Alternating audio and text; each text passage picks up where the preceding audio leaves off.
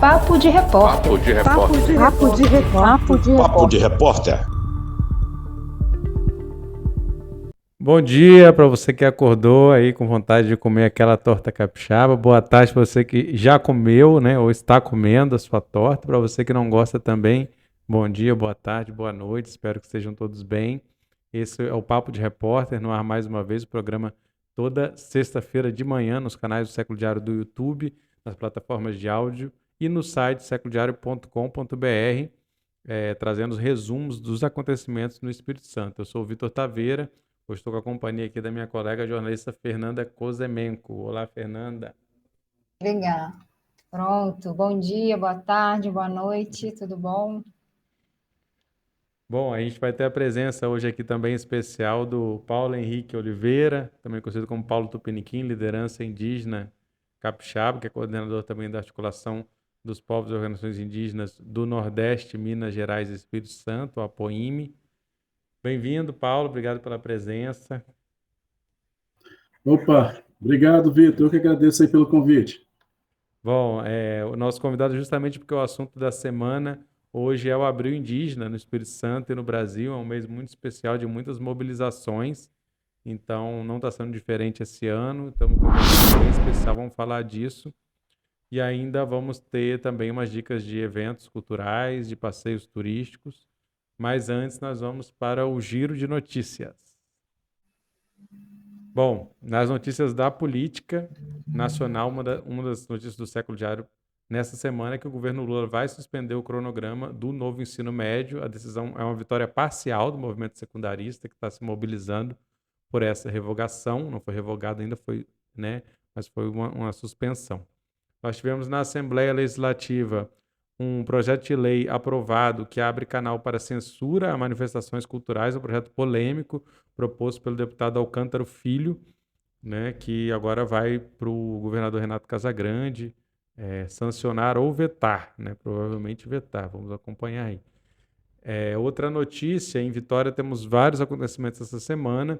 Um é que Vitória pode aumentar de 15 para 21 o número de vereadores a partir de 2025. A gente já adiantou isso no Papo de Repórter da semana passada. É um projeto de emenda à lei orgânica, então a Câmara precisa aprovar em segundo turno. O primeiro turno já foi aprovado o projeto e vai ter uma nova votação para ratificar isso. Também na Câmara de Vitória, o Leonardo Monjardim admitiu o processo contra o vereador Armandinho, que foi o tema também nosso aqui da semana passada. Ele é o corregedor-geral da Câmara de Vitória e o processo de cassação vai ter seguimento aí na Câmara. Também tivemos a presença do secretário municipal de Meio Ambiente, Tarcísio Foerger, na Câmara, e isso foi um dos temas que está lá na reportagem. Outra reportagem é que a Polícia Federal está investigando fraudes na Prefeitura de Linhares durante a pandemia e também realizou busca e apreensão em endereços no município e também na Serra. Na TV Século, aqui no canal do Século Diário no YouTube, no podcast, temos duas entrevistas especiais, um com os porta-vozes da Rede Sustentabilidade, Laís Garcia e Macaciel Breda, falando um pouco das movimentações do partido após a saída do Audifax, né? E temos também uma entrevista aí inédita pela primeira vez juntos, da Carla Coser e do João Coser, falando das trajetórias deles, das relações deles e dos rumos do Partido dos Trabalhadores, o PT. Falando aqui do segundo tópico, né, do nosso giro, é um tema muito quente essa semana, né, que é a questão dos ataques à escola. Tem uma entrevista com a Lohane Jardim Barbosa e o senador Fabiano Contarato, que falam das motivações para essas chacinas que estão acontecendo e possíveis soluções. Também tivemos um ato pela educação que também trouxe essa questão, né? Aconteceu na terça-feira. Temos a notícia de que o Estado vai treinar diretores, professores e alunos sobre a questão da segurança nas escolas. Então, tem algumas orientações nesse sentido. Também temos a informação que o Ministério Público Estadual pediu a internação do estudante por plano de ataque em Aracruz. Então, essa questão está muito forte. Você pode acompanhar em seculodiario.com.br. Não sei se vocês querem comentar alguma coisa sobre essa questão, Fernanda que tem acompanhado, o Paulo também que é lá de Aracruz, né, onde aconteceu esse atentado tão terrível. Não sei se o Paulo quer falar, né? Eu acompanhei o ato lá das mulheres segunda-feira e foi muito forte, né? Elas mostrarem como que as pessoas com deficiência, os estudantes com deficiência estão mais vulneráveis a esses ataques, né? E muitas famílias não estão levando essas crianças e adolescentes para a escola com medo, exatamente, né? Há um desamparo muito grande. E elas alertaram para uma situação assim, que o governador Casagrande chegou a afirmar que, por exemplo, no caso de Aracruz, aquele adolescente que fez o atentado, aí ele tinha deficiência mental, algo assim, né? E isso traz uma discriminação ainda maior para esses estudantes com deficiência, que já sofrem muito bullying, muita discriminação. E aí uma fala como essa do governador trouxe ainda mais sofrimento para essas famílias, e elas pedem uma retratação do governador, que ele diga que não é bem assim, né, que ele se explique, porque, enfim, está trazendo mais sofrimento. E elas trazem também um questionamento sobre bullying, né? Também há uma tendência a colocar esses atiradores como vítimas de bullying, então por isso que eles fazem os ataques e elas fazem questão de querem que o Estado deixe claro que não é bem assim. Bullying é uma coisa e, né, uma tendência, né, nazofascista, de terrorismo, é outra coisa, né? Então tem muito assunto ainda para ser debatido e a gente aguarda que a sociedade civil seja mais ouvida, né, e possa participar mais desse debate. As coisas ainda estão muito fechadas nas secretarias, dentro do governo, a gente até demandou o governo nesse sentido, né, quando é que vai abrir para ouvir a sociedade, para que possa fazer essa construção juntos, estamos aguardando que haja uma abertura. E passando aqui para o nosso tema próximo, que falando de economia, né, a gente teve a questão da ES Gás, que foi vendida num leilão por 1,4 bilhão a um grupo de Minas. A ES Gás era a companhia estatal, né, de gás do Espírito Santo, bem recente, acabou já sendo desestatizada, né? Temos também uma notícia de que o IEMA não ia multar a Cia Crest, que é uma empresa responsável por um vazamento de óleo em Linhares, que atingiu 2.000 metros quadrados. Então foi apenas intimado a fazer uma limpeza do local de destinação adequada. Também a notícia que a Vale e a BHP sofreram bloqueios judiciais de 10,3 bilhões de reais para reparar os danos no Espírito Santo, né, com o objetivo de garantir os programas socioeconômicos e ambientais da Renova nas áreas atingidas no litoral norte do estado, né, que aí vai daí de Aracruz até Conceição da Barca. Aliás, Serra, né, do litoral, um pedaço do litoral da Serra também. Algum comentário? Tomara que a Justiça Federal decida logo sobre isso, né? Para resolver logo essa situação de uma vez por todas, né? Já são 8 anos aí que os atingidos pelo rompimento da barragem de Mariana vêm sofrendo as privações de poder exercer as suas atividades, de ter a sua renda, de botar a sua comida no prato dentro de casa, e até hoje continua essa situação, né, sem uma decisão definitiva, né? Então é importante que se decida logo isso, para poder resolver a vida das pessoas, né? Principalmente aqui nas terras indígenas, essa discussão ela trouxe, para além do impacto ambiental que causou no nosso território, trouxe um impacto sobre o impacto, né, que foi o conflito entre as próprias aldeias, entre as próprias lideranças, a desorganização da organização social do povo aqui, né? Então, a gente observa que esses danos vêm sendo causados, e esse principalmente da organização sociopolítica do povo tupiniquim-guarani, esse dano é irreparável, não tem como reparar, né? A única forma de reparar é solucionando esse problema. Porque eles agora, né? Porque, ou seja, a proposta é tira, renova, e os governos do Estado do Espírito Santo e Minas Gerais, eles ficam responsáveis por receber os recursos, né, oriundos do rompimento da barragem, do impacto causado, né? A gente precisa entender, os governos vão receber esse recurso, né? Eles vão ser os gestores, mas esse recurso ele vai chegar até as populações atingidas, né, para poder mitigar os impactos causados, ou esse recurso vai ser para poder fazer a reforma lá da BR-262, ou vai ser para poder construir ponte, ou vai ser para que esse recurso? Então, é uma discussão que nós precisamos ficar atentos e inseridos nela, porque nós fomos impactados. Nós fomos os atingidos. Então, o governo, se ele passar a receber esse recurso com essa repactuação, de fato, né, ele precisa ser discutido conosco aqui, que somos os atingidos. É E isso. tem todo um processo ali também das comunidades indígenas com a Justiça Federal, as audiências que estão acontecendo, né, que são resultado daquela ocupação dos trilhos da Vale no ano passado, né? Tem um cronograma que eu acho que vai finalizar em início de maio agora, lá em Belo Horizonte, não é isso? É isso, né? Tá tendo as reuniões de conciliação, né? Começou desde janeiro, as reuniões de conciliação, elas encerram agora em abril, né? A proposta era ter a audiência com o juiz da quarta vara lá de Minas Gerais, agora no começo de maio. Porém, né, como é uma audiência pública, aí vai todas as comunidades para lá, para poder participar dessa audiência, não acharam ainda um espaço que consegue acomodar aí, né, mais de 500 pessoas, 600 pessoas, né? Então, eles estão vendo o espaço e mudou a data um pouquinho mais para frente, mas ainda acontece em maio. Uhum. É Bom, importante vamos. porque conseguiu revisar tudo aquilo, né, Paulo? A gente acompanhou bem aqui no jornal na época, né? Foram Foi. 43 dias de ocupação e, enfim, estava sem os auxílios e as indenizações também contestadas. Foi uma vitória importante, né? Que está ainda em curso aí. Muito importante, muito importante. Bom, vamos passar então para o nosso assunto da semana. Bom, o assunto da semana, como a gente falou, é o Abril Indígena, né? A gente teve já um ato logo no início, né, Paulo? Logo na abertura aí dessa semana, no aniversário de Aracruz. Isso é uma questão muito interessante, né? Porque é o lugar que concentra as aldeias demarcadas, né? O território indígena demarcado até o momento no Espírito Santo.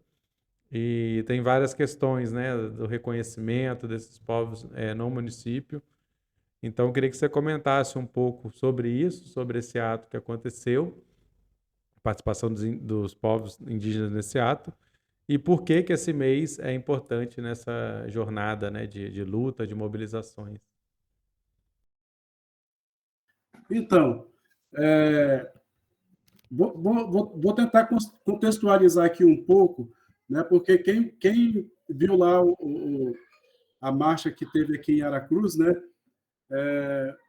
pôde notar uma diferença que tinha uma galera lá que estava todo mundo vestido de branquinho, né, com a camisa e com os dizeres, né? E isso se deu porque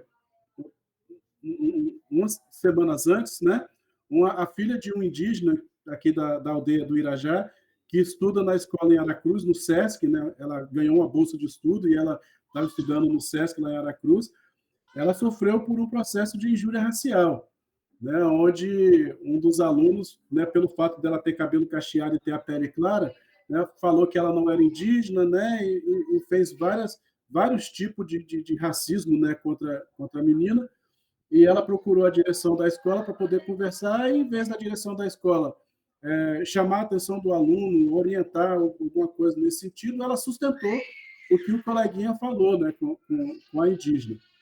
E isso gerou, né, até denúncia do Ministério Público em vários espaços aí, que repercutiu de forma nacional e até internacional essa atitude, né? E aí, nós, como forma de protesto, fizemos uma camiseta e colocamos que nós não somos índios, né? Nós somos indígenas e originários dessa terra, né? Porque índio ela é uma fala pejorativa, ela é uma fala discriminatória, né? O termo certo é indígena, né? É povo originário, né? É originário desse território. E aí nós fomos vestidos daquela forma, e o espaço foi importante para que nós pudéssemos manifestar isso, né? E em toda a marcha cívica que acontece aqui em Aracruz, nós estamos presentes. Essa teve esse momento mais marcante, né, porque foi o momento em que nós fizemos essa manifestação contra este ato de racismo, né, de injúria racial que foi praticado nessa escola. Mas aí é um momento importante, porque ele abre o mês dos povos indígenas, né? Ele abre o mês dos povos indígenas aqui para o município de Aracruz, já com essa marcha cívica e com a participação das escolas, com a participação dos projetos, né, de futebol que nós temos aqui na aldeia, né, e, sobretudo, com as apresentações culturais, né, que nós levamos também com os guerreiros, né, para poder estar participando desse momento e mostrar para a sociedade aracruzense que talvez se faz de ignorante, né, e não reconhece a população indígena que tem aqui dentro, né? Que tem um território que ocupa aproximadamente quase 1,5% do território aqui do município de Aracruz, né? Que existe uma população de quase 5 mil indígenas que residem aqui no município e eles acabam se fazendo de desentendido, né, para poder não reconhecer essa população. Então, é importante que nós estejamos nesse momento para poder manifestar e mostrar que nós estamos aqui. E isso vai ser contínuo, né? Porque nós vamos ter logo aí as festas, né, que vão acontecer nas aldeias, que é de comemoração de resistência das populações indígenas, e no período de 24 a 28 de abril nós vamos ter o acampamento Terra Livre, que acontece em Brasília. Exatamente. E assim, dia 19 de abril, né, é o Dia dos Povos Indígenas agora, né? Chamava Dia do Índio, foi mudado ano passado para Dia dos Povos Indígenas. Então a gente vai ter uma série de programações. Eu vou até indicar aqui algumas páginas de Instagram, né, que estão muito legais, muito atuantes. Já tem anúncio da aldeia de Amarelos, da aldeia de Irajá, né, dos eventos que vão acontecer nesse mês de abril. Então tem a página Povos Tupiniquim, com K, é uma página que está divulgando bastante coisa. Tem a página também Jovens Tupiniquim, também com K, Jovens Tupiniquim _ e tem a página Perfil Guarani. Essas 3 páginas estão divulgando um pouco da programação, dos acontecimentos dos povos Tupiniquim e Guarani. Então é uma oportunidade também para quem quiser, né, ir lá conhecer ou reencontrar o pessoal, visitar, né, as aldeias, participar das festividades. E eu queria que você comentasse um pouco também, assim, desse momento. Fernanda tem acompanhado muito diretamente isso também, né, Fernanda? Do novo contexto, né? Um contexto único. Você tem o Ministério dos Povos Indígenas, hoje atuante. Paulo é uma liderança, né, nacional, que está participando muito próximo disso. Pela primeira vez no Ministério dos Povos Indígenas, a FUNAI e a CESAI, que é responsável pela saúde, né, estão, né, comandadas por pessoas indígenas, né? Isso é uma configuração inédita no Brasil, né? O que você está esperançoso com esse momento? Você está vendo dificuldades? Como é que você está enxergando essa situação? Então, é um momento realmente inédito, né, para nós, povos indígenas, porque nós participamos desde o processo de transição, né, até ocupando esses espaços agora, né, Ministério dos Povos Indígenas, FUNAI, CESAI, e se nós olharmos para dentro desses três órgãos, né, nós temos ali vários indígenas que estão fazendo parte dele de diversas partes do Brasil, né? E, para além disso, também dentro dos próprios Distrito Sanitário Especial Indígena e dentro das coordenações regionais da FUNAI e das CTLs também, que tem indígenas ocupando esse espaço. Mas, ao mesmo tempo que ele é um processo participativo e que traz um momento de esperança, ele é um momento desafiador para nós, povos indígenas, né? Porque nós saímos de um contexto onde nós estávamos tendo todos os nossos direitos sendo privados, né? Estava tendo todas as nossas políticas sendo desmanteladas, né? Acontecendo o desmonte da FUNAI, desmonte da CESAI, a militarização da FUNAI, né? A militarização da CESAI, e agora nós temos esse outro cenário onde nós estamos como protagonistas. E é um momento em que nós temos que ter muito cuidado. Temos que ter muito cuidado porque nós deixamos de ser os atiradores de pedra, né, e passamos a ser os apedrejados. Nós passamos a ser vitrine. Então, tudo que for feito nesse momento tem que ser feito com cautela para nós mostrarmos para a sociedade que nós somos capazes e temos condições de fazer, né? E fazer as coisas e fazer bem feito, né? Porque muitas críticas vão vir para cima de nós ainda, né? Mas nós estamos ocupando esses espaços e precisamos entender que uma outra coisa, precisamos entender que, mesmo que nós temos parentes lá no Ministério dos Povos Indígenas, parentes na FUNAI, parentes na CESAI, mas eles são governo, né? E o movimento indígena é movimento social. A gente não pode misturar as coisas, não pode misturar as pastas, porque as coisas elas dialogam completamente diferente, mesmo que são os parentes, mesmo que teve a participação indígena, mesmo que é um governo que tem essa aproximação com as populações indígenas, mas eles têm um sistema e esse sistema precisa ser seguido. E vai ter momento que nós que estamos aqui do outro lado do movimento indígena, né, vamos ter que nos manifestar, né? E essa manifestação ela também tem que ser feita com cautela, porque senão a gente acaba abrindo brecha para que o nosso inimigo, que ainda está vivo, né, e que ainda está lá a todo momento se articulando, se preparando para poder vir contra a gente, nós precisamos fazer as coisas com muita cautela para poder não dar margem para ele, não dar munição para ele, entendeu?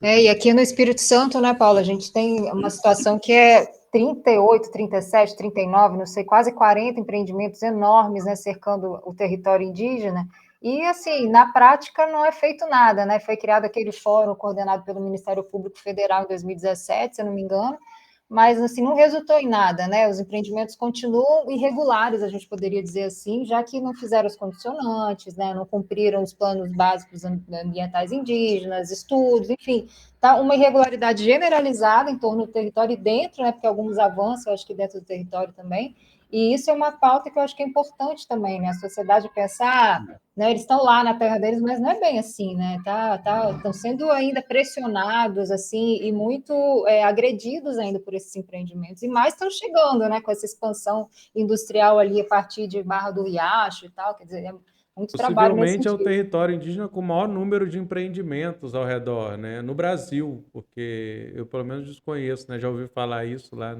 nas aldeias, mas assim, realmente com esse número, quase 40, né? Geralmente é Não, um, dois, três no máximo. E aí você faz uma comparação. Pô, o território Yanomami, tá certo que eles estão lá sofrendo com desmatamento, estão sofrendo com a invasão, né, estão sofrendo com garimpo, a falta de assistência, a falta de atenção, e a gente vê lá morte, fome, né, tudo isso acontecendo. Né? Mas se você compara o território Yanomami, que tem mais lá de não sei quantos milhões de hectares, né, com o nosso território, que tem 18.570 hectares, e com esse mundo de empreendimentos dentro do nosso território. Então, aí a gente já vê já consegue observar os impactos que nós sofremos com esses empreendimentos, né, que estão dentro e no entorno do nosso território. É um impacto social, né, por conta do aumento de ilícitos dentro do território, né, por conta da questão do inchaço do próprio município, que acaba esfacelando, né, os atendimentos, as políticas públicas que existem no município, como, por exemplo, a saúde, como, por exemplo, a educação, né, e vários outros impactos. Né? Pô, nós temos BR que corta o nosso território indígena, né? Nós temos um aterro sanitário que está dentro do território indígena, nós temos, né, uma ET elevatória que seria de tratamento de esgoto, mas que não trata nada, que está dentro do território e que joga para dentro do rio. Né? Então, são empreendimentos que trazem impactos muito grandes.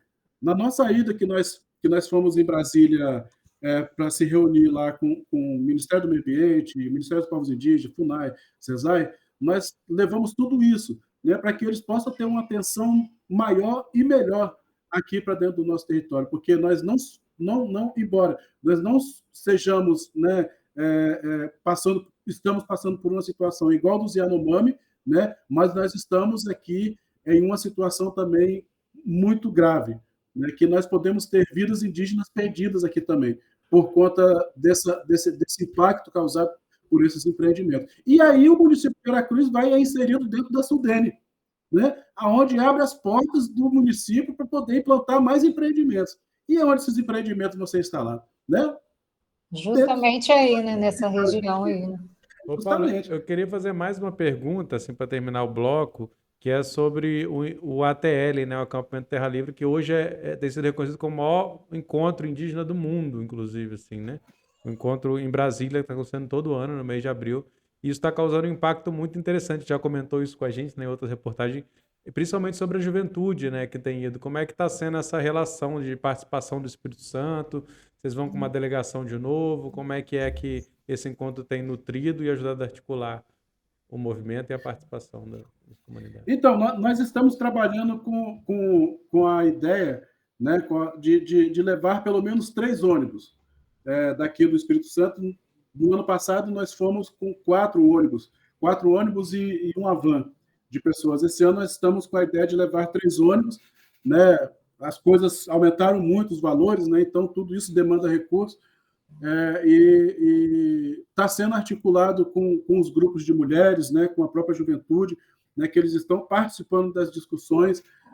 A nossa proposta agora, dentro do acampamento, é de nós criarmos espaço dentro do próprio acampamento para que nós possamos levar também as demandas aqui do Estado do Espírito Santo para serem debatidas lá no acampamento, né?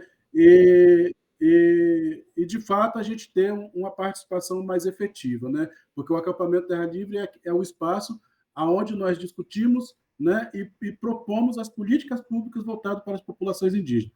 Também para a juventude, ele é um espaço de formação política, onde o jovem vai lá para poder acompanhar e entender o que é esse movimento, o que é esse universo indígena, o que é essa luta que os povos indígenas vêm travando aí, né, desde muito antes aí da Constituição Federal, né, que vem travando para poder garantir os seus direitos mínimos aí. Então, nós estamos articulando, vamos sair daqui com esses 3 ônibus, né, para poder a gente ter a nossa participação, levar os nossos tambores, as nossas casacas, para poder fazer aquela festa também lá na TL, porque além de um momento de luta, de aprendizado, também é um momento de festa, de comemoração, de celebração de tudo aquilo que nós conquistamos, né, e de tudo aquilo que nós resistimos ao longo de todo esse tempo. Muito bom, nós vamos estar acompanhando, né, no séculodiario.com.br também um pouco dessa participação aí da delegação capixaba.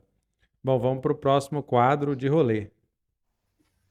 Bom, nas dicas do de rolê para a semana, temos na próxima terça-feira, dia 11, às 9 horas, a estreia do documentário Mina B, dirigido por Adriana Jacobson, que fala sobre memória, imagem e saúde mental.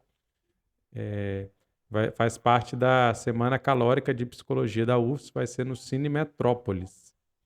A gente tem também a estreia da exposição Arte Naif, Olhar de Nice e Eupídio Malaquias sobre a cultura capixaba, que estreia na próxima terça-feira, 11 de abril, 17 horas, na Galeria Homero Macena. Então a visitação fica aberta de 12 de abril a 6 de maio, de segunda a sexta-feira, de 9 às 18 horas e sábado, de 10 às 16, na galeria que fica no centro de Vitória, mais especificamente na Cidade Alta. Outra atração da semana que vem é o escritor Francisco Grijó, que faz o lançamento da segunda edição do livro Histórias Curtas para Mariana M., na quinta-feira, 13 de abril, às 19 horas, no Cine Jardins, que fica em Jardim da Penha, Vitória, Espírito Santo, Brasil. Outra novidade para a agenda é que o Manguinhos Jazz and Blues Festival vai voltar nos próximos dias 20, 21 e 22. Quem gosta, coloca na agenda, um evento sempre muito bonito. Vai ter 18 shows musicais, oficinas e outras programações. O Instagram é @manguinhos_jazz e blues. Essas são algumas das atrações. Lembrando também que tem a exposição da artesã mineira Fabiana Natalino, que estreou As Várias Faces de Frida, com uma série de 16 telas inspiradas na obra da artista mexicana Frida Kahlo, no Santíssimo Café, que é lá em Patrimônio da Penha, distrito, né, de Divino de São Lourenço. Então, essa já puxamos o gancho para a nossa dica cultural, a dica de passeio aí, para quem ainda dá tempo desse feriado, para planejar para os próximos feriados.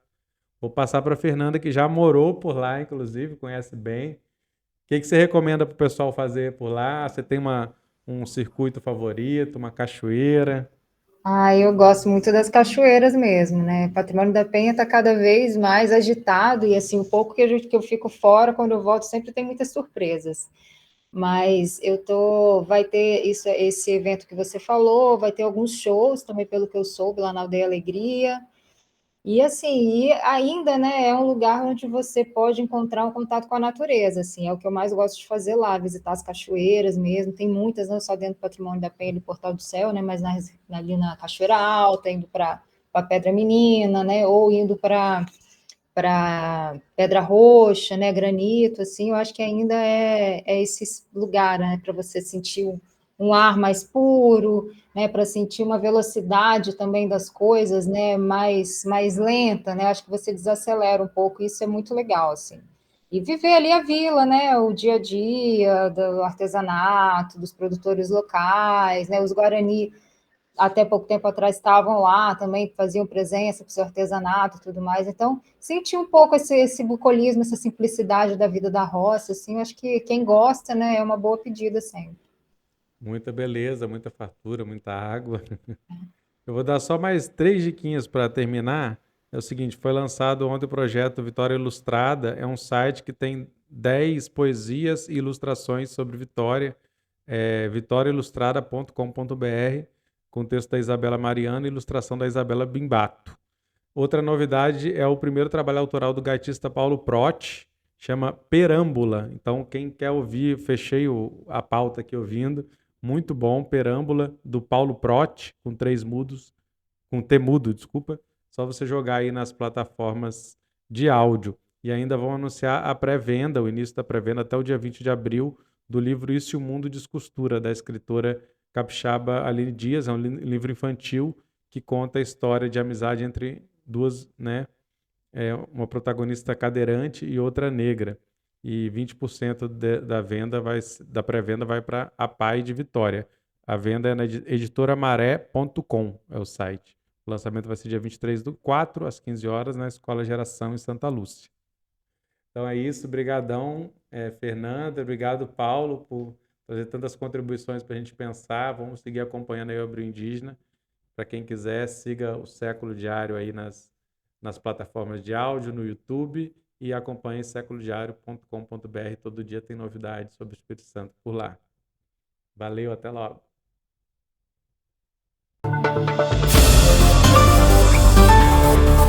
Papo de Repórter. Papo de Repórter. Papo de Repórter. Papo de Repórter.